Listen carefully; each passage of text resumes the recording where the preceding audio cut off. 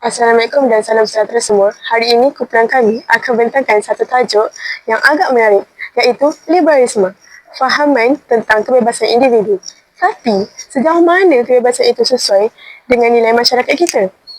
Jom kita tengok cabaran-cabaran yang timbul bila liberalisme bertembung dengan nilai murni dan keharmonian di Malaysia. Liberalisme ialah fahaman yang menekankan kebebasan individu dan hak asasi manusia dengan kepercayaan bahawa setiap orang berhak membuat pilihan sendiri dalam hidup selagi tidak mengganggu orang lain.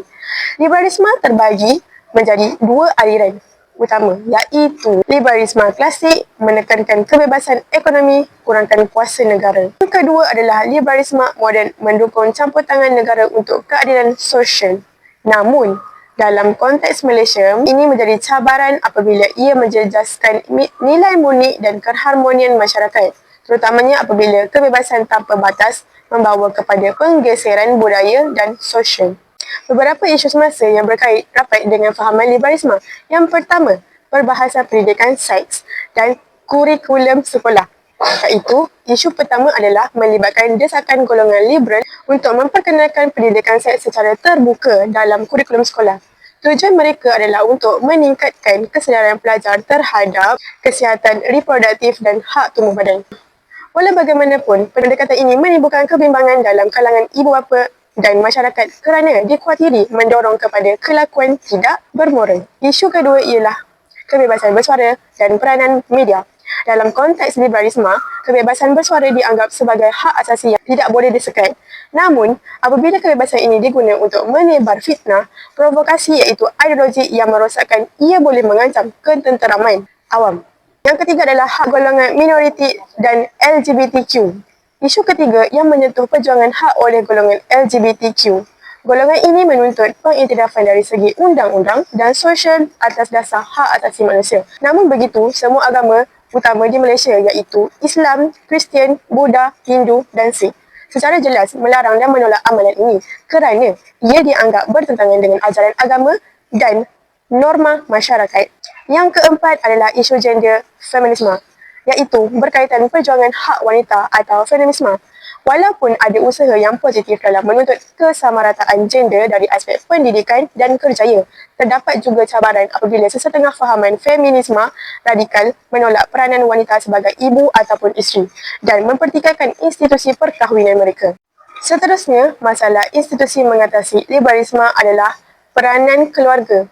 Apabila isu LGBT dibincangkan di sekolah, terdapat segelintir ibu bapa yang membantah kerana mereka berpendapat bahawa isu ini akan mencermarkan moral pelajaran. Justru itu, ianya memberi kesan kepada pihak sekolah sama ada mendidik ataupun menjaga sensitiviti masyarakat.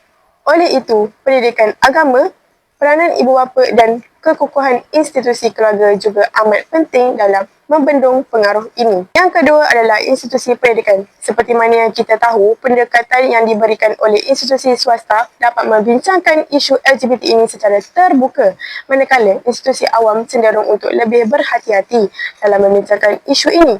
Oleh hal demikian, KPM bersama JAKIM dan Majlis Agama Negeri bertanggungjawab dalam memastikan kurikulum kekal berlandaskan agama, budaya dan moral masyarakat Malaysia. Ketiga, media sosial. Dalam hal ini, Suruhjaya Komunikasi Multimedia Malaysia SKMM dan Polis Diraja Malaysia PDRM memainkan peranan penting dalam memantau dan mengambil tindakan terhadap penyalahgunaan media sosial atau platform digital.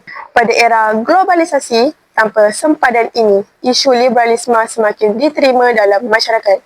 Sebagai contoh, kumpulan Sister in Islam berani mempertikaikan pelaksanaan hukuman dikenakan kepada orang Islam di atas kesalahan seperti berkhalwat, minum arak dan sebagainya. Sekali, pengaruh rakan sebaya.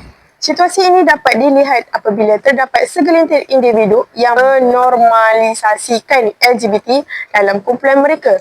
Oleh kerana itu, di Malaysia, institusi seperti JAKIM, Majlis Agama Negeri dan NGO seperti IKRAM dan ABIM sentiasa memberi bimbingan serta menolak sebarang usaha untuk menormalisasikan gaya hidup LGBTQ. Pendidikan agama, peranan ibu bapa dan kekukuhan institusi keluarga juga amat penting dalam membendung pengaruh ini. Masalah dalam mengawal liberalisme. Yang pertama adalah pendidikan seks, iaitu kerajaan sukar seimbangkan kurikulum pendidikan seks. Terlalu terbuka dituduh itu ikut agenda Barat, terlalu konservatif dikritik tidak moden. Contohnya, bantahan NGO agama terhadap pendidikan seks menyeluruh. Ini tunjukkan cabaran antara pengaruh liberal dan norma tempatan.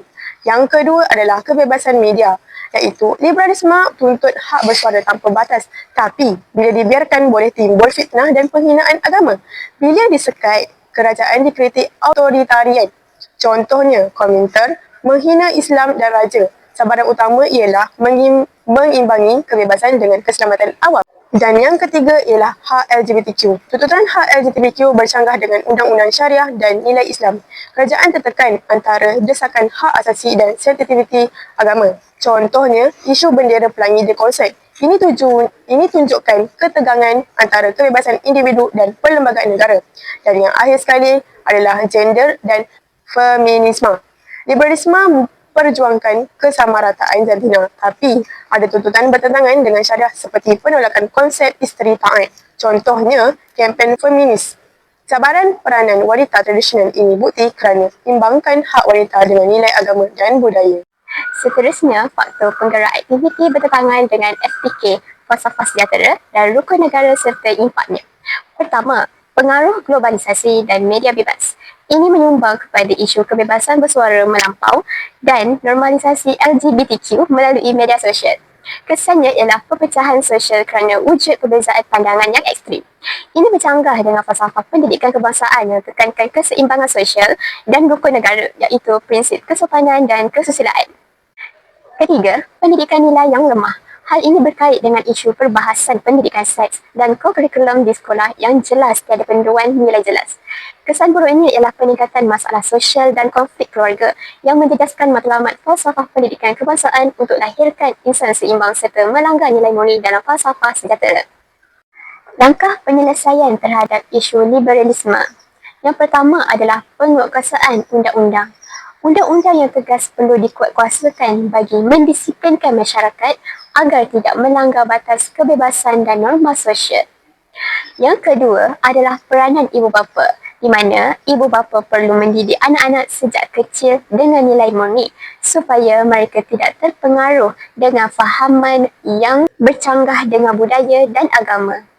Yang ketiga ialah institusi pendidikan. Sekolah dan universiti perlu menerapkan nilai etika dan tanggungjawab sosial dalam kalangan pelajar agar mereka dapat membuat penilaian isu secara adil dan berakhlak. Dan yang keempat adalah institusi agama, di mana institusi agama penting dalam memberi bimbingan rohani dan moral. Pendekatan dakwah boleh membantu masyarakat memahami keseimbangan antara hak dan tanggungjawab. Seterusnya adalah dekolonisasi. Yang pertama adalah liberalisme sebagai warisan atau peninggalan. Liberal yang mula disebarkan oleh penjajah bermula dari segi sistem pendidikan, undang-undang dan pentadbiran. Apabila tersebar dengan luas dalam pemikiran liberal dalam masyarakat, British memperkenalkan undang-undang iaitu Seksyen 377 digunakan untuk mengharamkan LGBT. Yang kedua adalah dari segi agama, budaya dalam dekolonisasi. Dalam peringkat dekolonisasi, banyak pihak menekankan kembali kepada asas agama dan budaya sendiri sebagai benteng pertahanan diri. Dalam identiti diri penolakan LGBT sebagai usaha menegakkan nilai yang berwibawa dari segi agama, budaya dan negara.